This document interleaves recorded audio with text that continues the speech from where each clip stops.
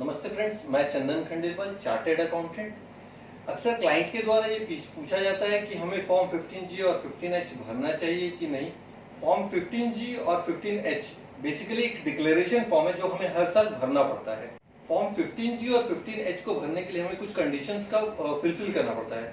जैसे form 15G particularly खाली जो जिनका उम्र 60 साल से कम है उनको भरना पड़ता है। फॉर्म 15G वही एसएससी भर सकते हैं जो रेजिडेंट होते हैं, या हिंदू अनडिवाइडेड फैमिली भी फॉर्म 15G भर सकते हैं जिनका उम्र 60 साल से कम होगा और जिसका इनकम बेसिक एग्जम्पशन लिमिट से कम होगी। अगर उसकी इनकम में जो टैक्सेबल इनकम होती है वो अगर नील होगी तो वो फॉर्म 15G को भरने के लिए एलिजिबल है। जिनका उम्र 60 साल से ऊपर होता है उनके लिए फॉर्म 15H होता है। और फॉर्म 15H चूंकि उसमें उम्र की सीमा है 60 साल, इसलिए वो खाली एक इंडिविजुअल के द्वारा ही भरा जा सकता है। उसके लिए HUF भी एलिजिबल नहीं होते हैं। फॉर्म 15G और 15H हम कहाँ भरते हैं? हम बेसिकली फॉर्म 15G और 15H हम लोग बैंक में ब्याज जहां से हमें प्राप्त होता है वहां भरते हैं।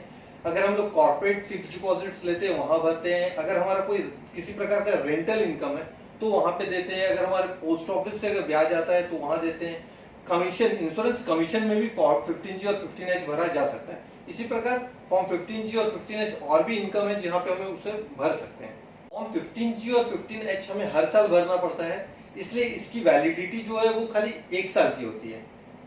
फॉर्म 15G और 15H अगर हम किसी प्रकार का इसमें गलत डिक्लेरेशन भरते हैं तो हमें सेक्शन इनकम टैक्स के सेक्शन 277 में पेनल्टी और प्रोसिक्यूशन का प्रोविजंस भी है। इसलिए आप कृपया ध्यान देकर फॉर्म 15G और 15H भरें और अगर हो सके तो अपने किसी भी प्रोफेशनल से जिससे आप रिटर्न फाइल कराते हैं उसकी मदद लें और उसके बाद फॉर्म 15G और 15H का डिक्लेरेशन भरें। अगर आपको ये वीडियो पसंद आया हो तो लाइक और शेयर जरूर करें।